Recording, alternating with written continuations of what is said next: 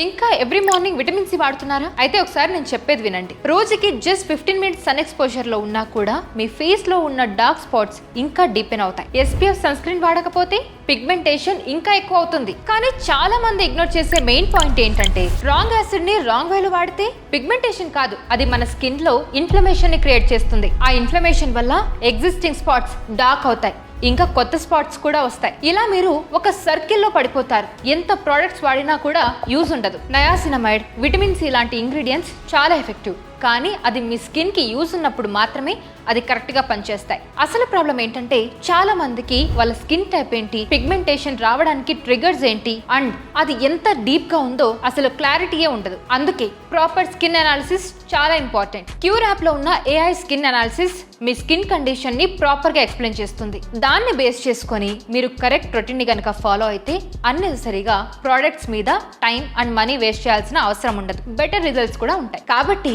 మీ skin ని అర్థం చేసుకొని కరెక్ట్ కేర్ ని స్టార్ట్ చేయండి.